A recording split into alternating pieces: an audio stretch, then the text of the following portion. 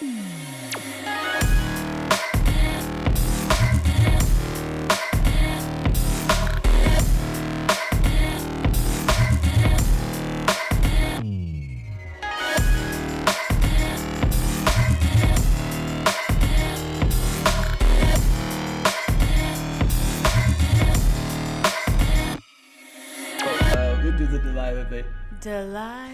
Hi. Did your boyfriend leave you for a goat? Do you know how to get him back? Bat your eyes. Oh my God. You did read it on a popsicle. I did not. I just made it up. So, Nice. hey, welcome. We don't have a name for the Bryant and Ashley podcast. But, I tea think... and ginger sauce. Little tea and ginger sauce. Yeah.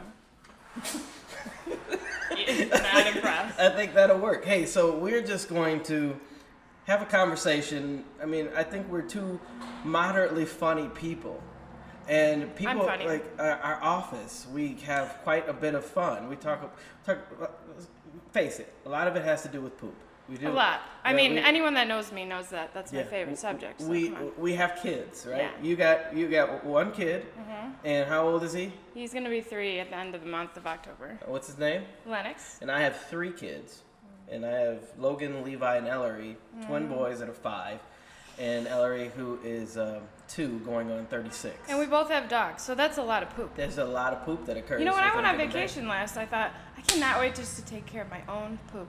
Just me. Yeah, I remember you saying that when you came back, and I was like, I don't know what she's talking about. Then I got home, and I think I saw a turd on the floor. Yes, always. What is going on? And what's so crazy is you just pick it up and move on with your life. Yeah, the other day I'm like, I didn't even wash my hands. That's like a total... Hey, while you're talking about that, have you ever changed your kid and then just went on about eating your sandwich? Oh, yeah. It doesn't even matter. Yeah, like if you if it's not on you, I mean... Did the particles count? I don't know. I've actually changed Ellery and had her hold my sandwich. I was like, hold Dad's sandwich, and I changed her, put her back in her pants, and then I was like, give me my sandwich back. And she was like, no, my sandwich. No, I was give me my sandwich. Did she just was she like, I'm gonna touch my butt and give me back? No, she didn't do that. That's hopefully, good. I would not have eaten. Yeah, it. Lennox really loves his poop. Yeah. Like every chance he gets, if he goes in timeout and he's not in a onesie, in like spite, he'll just take off his diaper and take a poop on the floor. That's not good. I know. It's not good.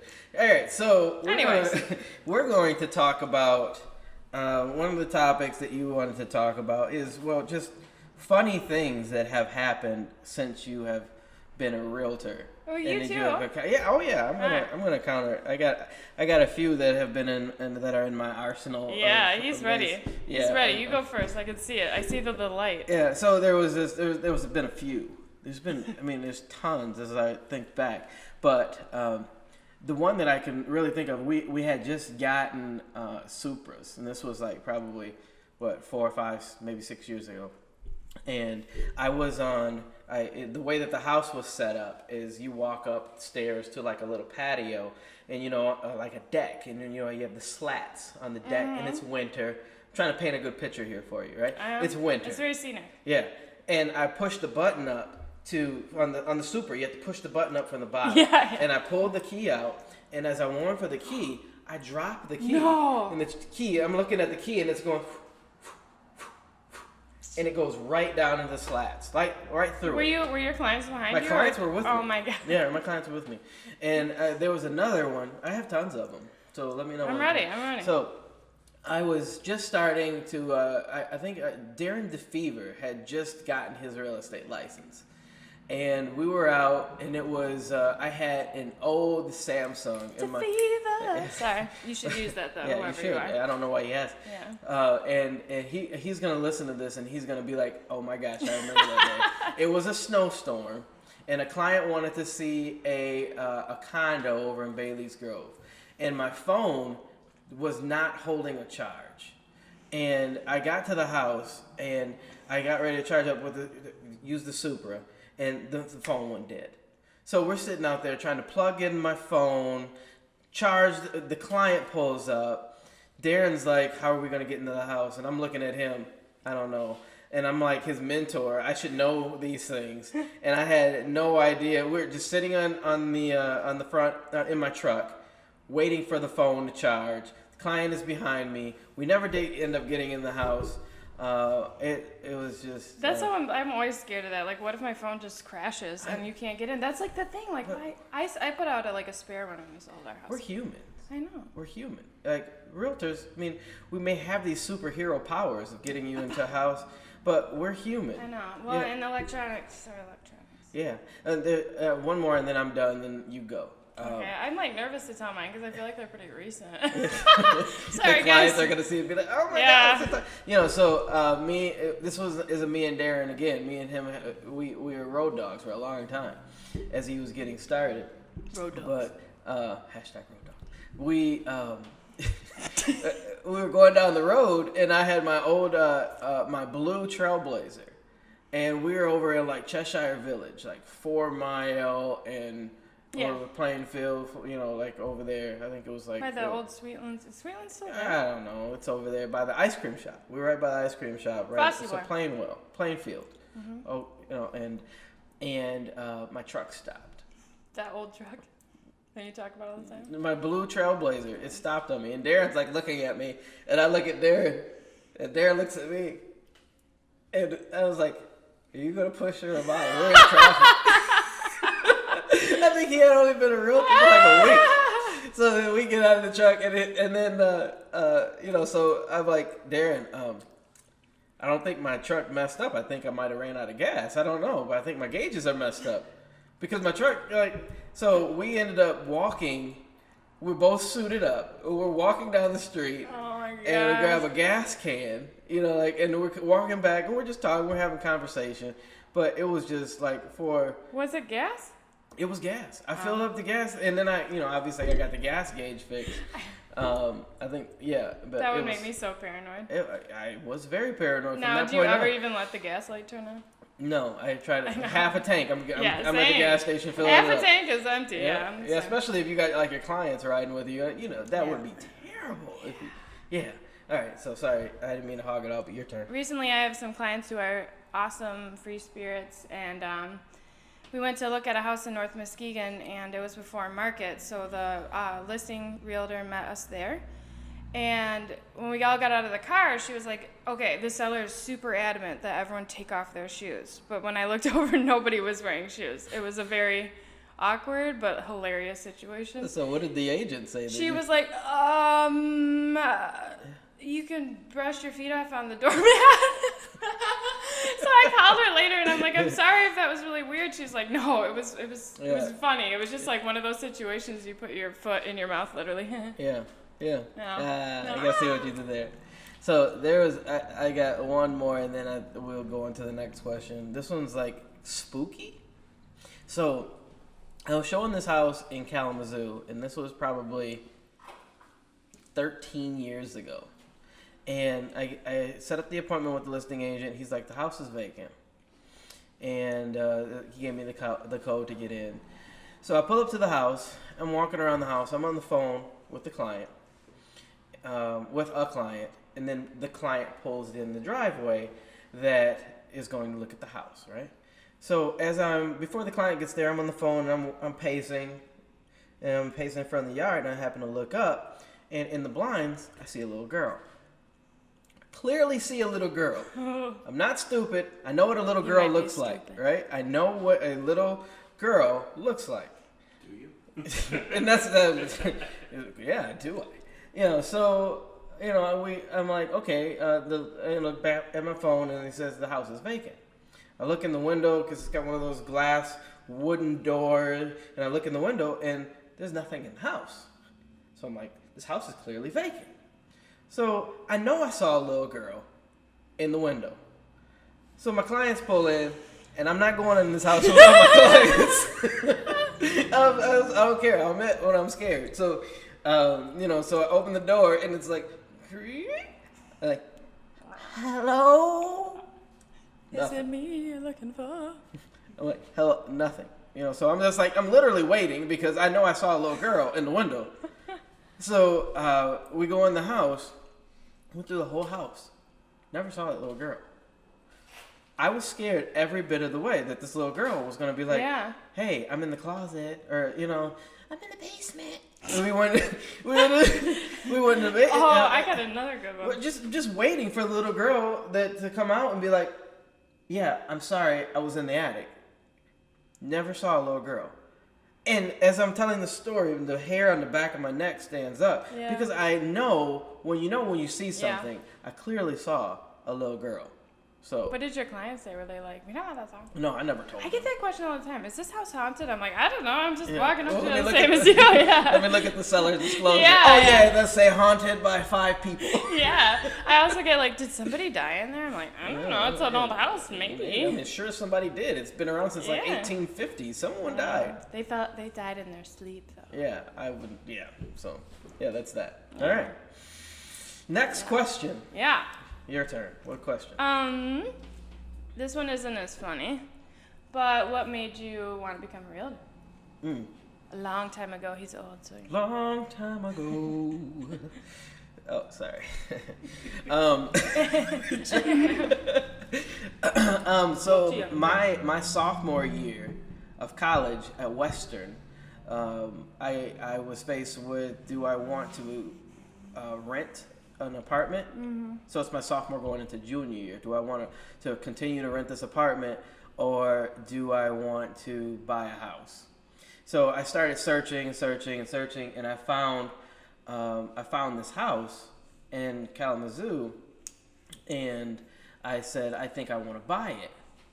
So this could be a very long story, but I'll shorten it up. Okay. So I asked my current roommates whether they want to live with me. They're like, yeah, I'll live with you. And long story short, I bought the property. No one wanted to move in with me because they wanted to pay rent for $5. They were like, my gosh. oh man, $5 is how much we'll give you, or we'll buy you a gallon of milk, whatever. It is what it is. Yeah, some cheap friends. Yeah, so, where are these people today? Yeah. You owe him. Yeah, well, they're doing well. But, you owe him. Yeah, so I bought the house. I got tenants in it. I started, the house was a shambles when I bought it. So I went through and basically redid a ton of stuff, did a lot, never did it before. And, this is while you were in college? So you were taking college courses? Were you working? No, it was summertime. Oh, okay. So, yeah, but I was still working. So, redid the house, had tenants move in, and then I kind of caught the bug. Wes Mazurek was my realtor at the time. He had showed me another property that was on the other side of town in Kalamazoo, right on the edge of like Kalamazoo and Portage. Yeah, I used to work in Portage. And shout out to Wes Mazurek, by the way, who's an amazing guy. So he showed me the house. I ended up buying the house, and I flipped the house, and that was the beginning of my real estate. So he was like, you know what, Bryant, you need to become a realtor. And at the time, I was going to school for marketing, and I wanted to go into marketing, and then I got a taste of what it is corporately, and it was the most boring thing I've ever seen in the world. It's like, seriously, you guys have so much creative, but you can only stay in this cubicle. Oh, yeah. Yeah, the boxes are really hard to... Yeah. So that was the beginning. I flipped 4 or 5 properties before I graduated. And then when I graduated, I got my real estate license. My parents asked me what am I going to do, and I was like, I think I'm going to be a realtor. And they're like, that's the stupidest thing in the world. Yeah. Why would you do that? My dad over there is like, the market's shifting. Yeah. My dad's like, you need to go get a real job. Yeah. What's your retirement plan? Yeah. Yeah, and that that as a kid, that kind of feeds. You feed into that because they know best. Yeah. But I firmly believe that you need to follow your heart and what it is that you want to do in life. And when I look back at, as a kid, I wasn't sitting watching. I would watch cartoons, but I would also tune into This Old House. I would watch a lot of those remodeling shows.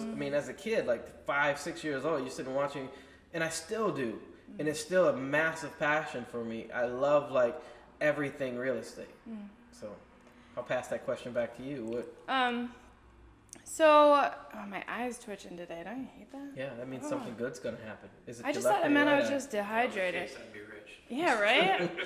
I thought I was dehydrated or something. Maybe I needed water. But anyways, so when my fiance and I were renting, a friend of ours came up and was just like, you know, you could be spending this in a house payment or less. And I just thought, like, well, this will never happen to me. I thought that was like my grandparents' generation. They bought houses. My dad bought houses. I'll never be able to own a home. So it was kind of like that shift in mindset that it was so inspiring for my whole life. Like, when we bought a house, my whole life changed. Like, I woke up one day and I said, I'm sick of being afraid of the big questions, like, or the big changes or the big things I need to do, like work on my credit score, like just stuff like that, pay my student loans, stuff that I was just ignoring that was obviously going to put me into like a downward spiral. And after that, like, I just kind of became obsessed with it. I like surrounded myself with it in some way, some shape, always. And in the back of my mind, I knew I was going to become a realtor. I just was afraid to make the jump. Like, the pieces were not quite there. So then I got introduced to the office at Keller Williams as a transaction coordinator. And it was really nice to like learn the back half. Yeah, I think every agent should do Oh, I agreed. Yeah. Agreed. I mean, I don't know how people do it and not know. So like, you're a 100% agent now. You understand exactly what every deal entails. You're probably more seasoned than some agents that have been selling for 4 or 5 years that don't handle their own deals. Yeah, I mean, there's agents that I've met that don't understand the process and have been in it for 5 years. Yeah. I don't, like, that stuff's what holds deals back. So Right.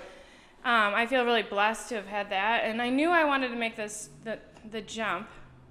But I wasn't sure. Like, I didn't want to just be a realtor. I didn't want to like just pad my pockets or like because for some reason, like, the idea of like not being 100, like, it felt selfish. And then I met Bryant. He invited me to, well, I had known you. I was your transaction coordinator, but he invited me to a well house event, and all of a sudden, like, all the alarm bells were going off. Like, I saw that he donated 10% to nonprofits and out of his commission, and I was like, that's it. That was the missing link. And my fiance looked at me and he goes, "You're gonna work with him, I know it." I'm like, "Oh, I'm too scared to bring it up." Ugh. Yeah. And then you kept coming into the office and being like, "Hey, let's talk about like marketing or like who you know." And I was like, "Here's the deal." Yeah, the day you set in my office. Yeah, I was like, "This is for me, not Dan. I want to do it." And you're like, "Yes."